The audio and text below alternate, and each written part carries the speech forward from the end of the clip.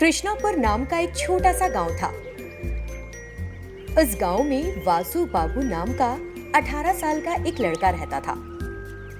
वो छोटा सा था जब उसने अपने माता पिता को खो दिया था।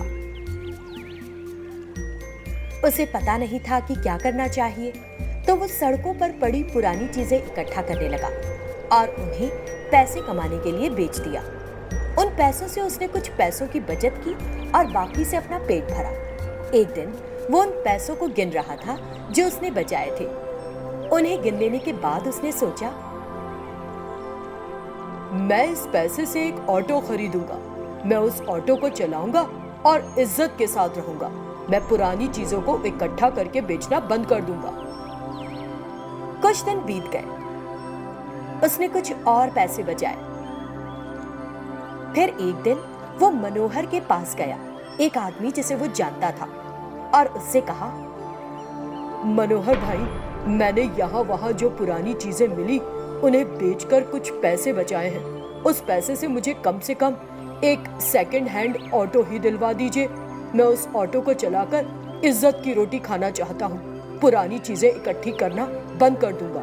ठीक है, तुमने जो पैसा बचाया है वो मुझे दे दो, फिर मैं देखता हूँ। वासु ने कहा ठीक है, और उसे अपने पास मौजूद सारे पैसे दे दिए।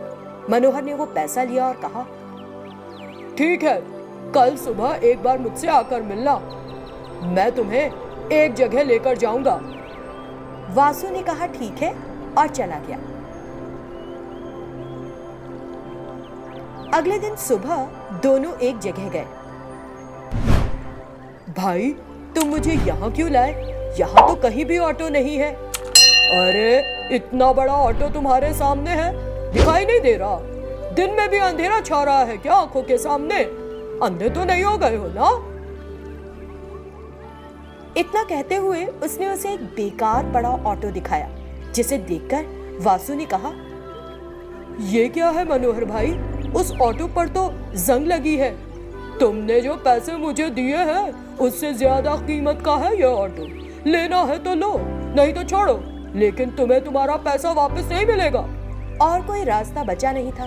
गरीब वासु ने कहा ठीक है और उस ऑटो को एक मैकेनिक के पास ले गया। फिर उसने उस मैकेनिक से कहा, जरा सुनो भैया, ये ऑटो देख रहे हो तुम? हाँ देखा। मैं तुमको इसके लिए 500 रुपए दे सकता हूँ। किसी कबाड़ी वाले को बेचूंगा तब भी शायद इतने पैसे ना मिले मुझे। ये सुनकर वासु को दुख हुआ और आगे कहा, भैया, मुझे ये ऑटो बेचना नहीं है। मैं चाहता हूँ कि तुम इसे रिपेयर करके सही कर दो। क्या मुझे इसे नए जैसा बनाना होगा? बड़ी अजीब बात है। जाओ यार जाओ, सुबह सुबह इतनी खराब डील लेकर चले आए। भैया प्लीज, आपका बहुत बड़ा एहसान होगा। तब वासु ने उसे बताया कि क्या हुआ था। ये सुनकर मैकेनिक को दया आ गई और उसने कहा, चलो ठीक है, उस व्यक्ति ने बड़ी चालाकी से धोखा दिया है तुम्हें। मुझे तुम पर दया आ रही है, कर दूंगा मैं ये काम, लेकिन इसमें कई दिन लगेंगे और थोड़ा अधिक पैसा भी खर्च होगा। मैं तुम्हें किश्तों में पैसा दूंगा, प्लीज मेरी मदद कर दो। मैकेनिक ने ठीक है कहा। अगले दिन सुबह फिर से वासु मैकेनिक के पास गया और पूछा, भैया काम हो गया? अभी नहीं हुआ। ठीक है, जल्दी कीजिए ना प्लीज, मैं तुम्हारे काम में ही लगा हूँ, थोड़ा तो सब्र रखो। हाँ। फिर वासु वहां से चला गया। कुछ दिन बीत गए। उस मैकेनिक ने उस ऑटो को एक नए ऑटो में बदल दिया। तब वासु बाबू वहां आया और अपना ऑटो देखा। वाह, तुम कमाल हो, तुमने बेहतरीन काम किया है। ये तो एकदम नया ऑटो बन गया है। अभी ये पैसे ले लो, बाकी पैसे मैं बाद में दूंगा। उसने मैकेनिक को कुछ पैसे दिए। मैकेनिक ने पैसे लिए। वासु बाबू जो बड़ा खुश था, उसने उस ऑटो को लिया और उसे चलाकर आगे बढ़ गया। रास्ते में उसने मनोहर को देखा और उसके सामने अपना ऑटो ले जाकर रोक दिया। अरे वासु, क्या ये तुम हो? नया ऑटो बढ़िया है। नया नहीं है भाई, ये वही ऑटो है जो आपने मुझे दिया था। मनोहर हैरान होकर उस ऑटो में बैठ गया। तब वासु ने अपना ऑटो आगे बढ़ाया।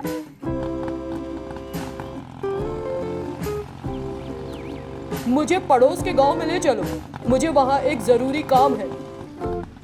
ठीक है भाई, ले चलता हूँ।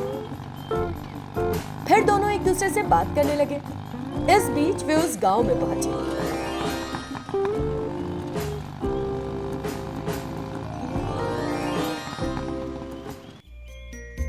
कितना पैसा हुआ तुम्हारा? मैं आपसे पैसे क्यों लूंगा भाई, आपने ही तो दिया है मुझे ये ऑटो, इतना ही काफी है। मुझे आपका एहसान हमेशा याद रहेगा। उसकी बातें सुनकर मनोहर का दिल पसीज गया और उसने कहा, अरे वासु, तुम एक बहुत अच्छे इंसान हो। मैंने सच में तुम्हें धोखा दिया था। मुझे नहीं पता कि तुम इस बात से वाकिफ हो या नहीं, लेकिन तुम्हारे भोलेपन ने मुझे मेरी गलती का एहसास करा दिया।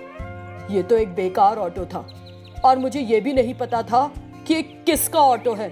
मैंने तुम्हें कई सालों से यूं ही पड़े ऑटो को दिखाया।